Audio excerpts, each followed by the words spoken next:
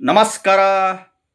ವಿಜಯಪುರದ ಈ ಒಂದು ಸ್ಥಳಕ್ಕೆ ಕಾಲಿಟ್ಟರೆ, ಬಿಜಾಪುರದ ಈ ಒಂದು ಸ್ಥಳಕ್ಕೆ ಕಾಲಿಟ್ಟರೆ, ಮೊದಲು ಬಿಜಾಪುರ ಇತ್ತು, ಇವಾಗ ವಿಜಯಪುರ ಅಂತ ಮಾಡಿದ್ದಾರೆ.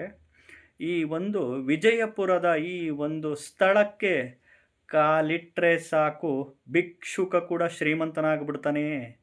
ಖಂಡಿತವಾಗ್ಲೂ ವಿಜಯಪುರದ ಈ ಒಂದು ಪವರ್ಫುಲ್ ಸ್ಥಳಕ್ಕೆ ಕಾಲಿಟ್ಟು ನೋಡಿ.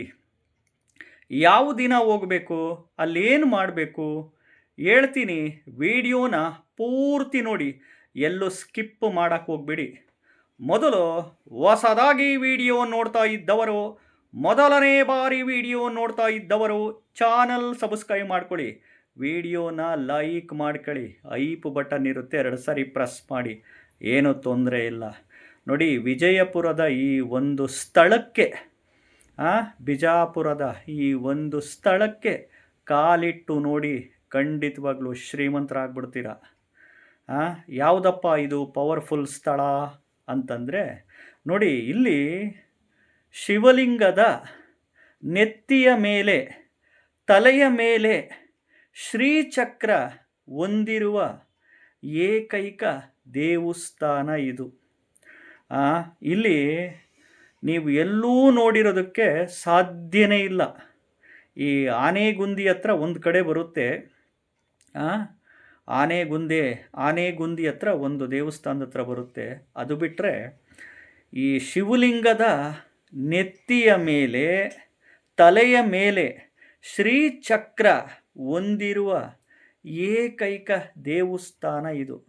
ಯಾವ ದೇವಸ್ಥಾನ ಗೊತ್ತಾ? ಸುಂದರೇಶ್ವರ ದೇವಸ್ಥಾನ. ಈ ಒಂದು ಸುಂದರೇಶ್ವರ ದೇವಸ್ಥಾನಕ್ಕೆ ನೀವು ಮಹಾಶಿವರಾತ್ರಿ ಹಬ್ಬದಂದು ಕೈನಲ್ಲಿ ಬಿಲ್ವಪತ್ರೆ ಜೊತೆಗೆ ವಿಭೂತಿನ ಕೈನಲ್ಲಿಟ್ಕೊಂಡು ಶಿವಸಹಸ್ರನಾಮ ಸ್ತೋತ್ರನ 8 ಬಾರಿ ಪಠಣೆ ಮಾಡಬೇಕು. ಶಿವಸಹಸ್ರನಾಮ ಸ್ತೋತ್ರನ 8 ಬಾರಿ ಪಠಣೆ ಮಾಡಿ ಶಿವಲಿಂಗಕ್ಕೆ ಸಮರ್ಪಣೆ ಮಾಡಿ.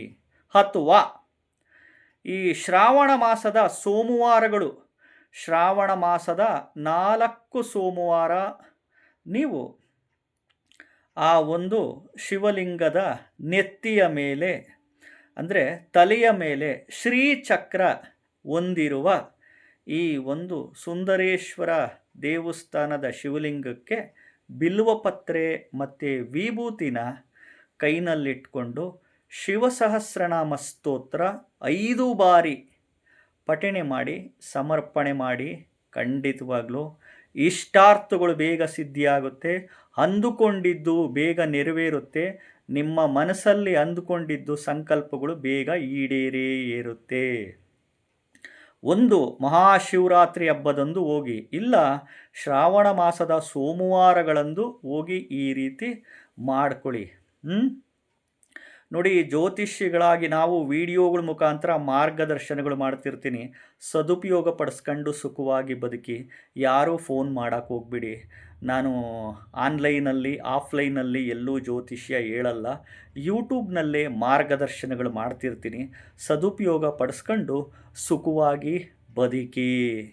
ಚಾನಲ್ನ ಸಬ್ಸ್ಕ್ರೈಬ್ ಮಾಡ್ಕೊಳ್ಳಿ, ವಿಡಿಯೋನ ಲೈಕ್ ಮಾಡಿ, ಐಪ್ ಬಟನ್ ಇರುತ್ತೆ, ಪ್ರೆಸ್ ಮಾಡಿ. ನಮಸ್ಕಾರ.